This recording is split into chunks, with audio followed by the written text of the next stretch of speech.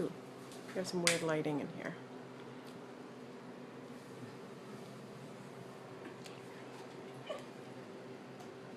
So today's topic is how to increase physical activity with your children and your family to benefit the health of everybody. It's a really important topic because being overweight creates many challenges for individuals. It affects health, it affects self-confidence, and it affects how you're treated by other people in society.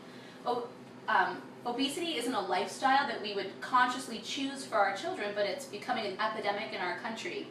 And maintaining a healthy weight can seem complicated, but I would like to help everybody here understand a really fun, exciting way to help make positive changes and to make everybody in your family healthier and to help combat childhood obesity, which is becoming such a huge problem.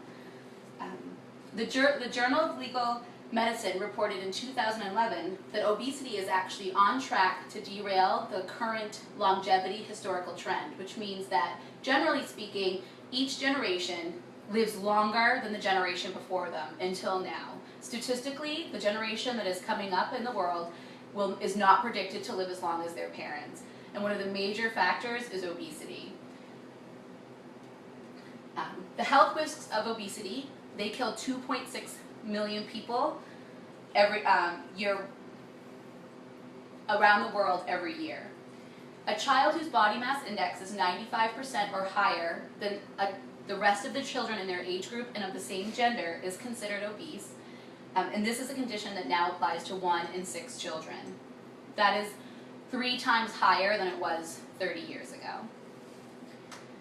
The Center for Disease Control in America reports that children who are obese are at risk for health problems now and in the future because obesity in childhood is likely to follow the individual into adulthood. Their physical health suffers. They suffer from high blood pressure, they suffer from diabetes and high cholesterol as children. These are diseases we usually associate with adulthood, and now they're starting to affect children.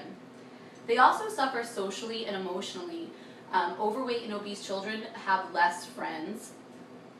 There was a study done 30 years ago that indicated that elementary school age children associate negative personality traits with their overweight peers. Negatively, meaning that they would associate overweightness with being lazy, being mean, being dirty, and being stupid in a study. They did the same study again 3 years ago, and they found the exact same results. So even though being overweight and being obese is more prevalent today in our society, it is not more socially acceptable. Children of the same age still attribute those negative personality traits to somebody just by looking at them and seeing that they're overweight. When children can't make friends, it's hugely difficult for them to succeed in school and in the rest of their life. As adults, it's our duty to protect children from the negative effects of an overweight lifestyle. It's difficult once you become an adult to make those changes. I'm the daughter of an obese woman and the sister of an obese brother, and it's been difficult to make changes in my life so that I can raise my own children to be healthy and active and fit. And so I feel like I'm an example that it's a better change to make when you're young because it's harder to change when you're older. And that as the adults in our culture and in our society, it's our responsibility to promote that for children. That way we can avoid that really grim outlook of our children's and their generations not living the same long and healthy life that we are used to in our country. One of the best ways to combat childhood obesity is to increase the amount of physical activity that a child participates in. It's an excellent way to combat obesity because it focuses on giving the child something they can do. So it's nice. It focuses on what the child can do, and instead of taking away something, which sometimes when you focus on the dietary aspects of obesity, the child might start to feel restricted. They might feel like they're losing something. And when you focus on giving them something to do, they're gaining, and it's empowering, and it's excellent. Parents, one of the best ways you can do this is by introducing physical activity while also decreasing the amount of sedentary activities your family does. The children between the age of 18 now spend 7 hours a day in front of the screen, especially on the weekends. And that's the computer screen, the TV screen, or playing video games. Some of it is educational, but some of it is recreational, and if you can cut down on that and then replace that time with something they're actually physically doing, it's going to make a huge difference. And then for younger children, they're naturally active. So increasing fitness and physical activity comes pretty naturally to them, and it also helps they'll have a great time, you can bond as a family, and then your children are going to be worn out at the end of the day, and they'll feel good going to sleep and get a good night's sleep, which is also an indicator of good health. When you have older children, they might start to already feel badly about their ability to be physically active, especially if they're already overweight. It's a really good idea to give them choices, to have them help make a family fitness plan. And one of the best things parents can do is participate and be a good example.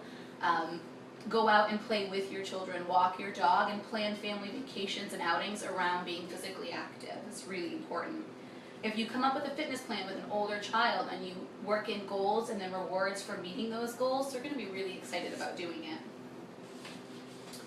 There's a particular children's health system called Nemours, and they found success with a particular program called 5-2-1 and almost none.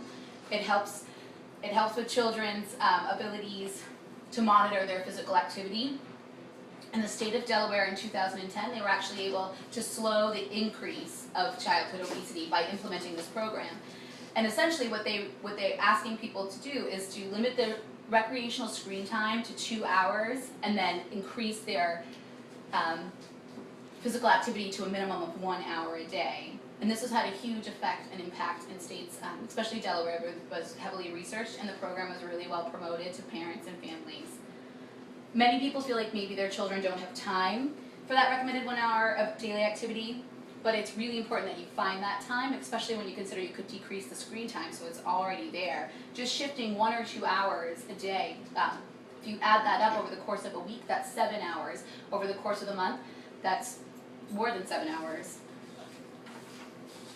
Childhood obesity is an epidemic that's shortening the lives of our future generation, but everybody can make a difference, and everybody who has children or is in the lives of children, they can promote physical activity and plan those activities. We have with us a list from the 5-4-3-2-1 Almost None initiative that discusses different physical activities and different ways to have fun with your kids. They don't have to be expensive, and they just have to be creative.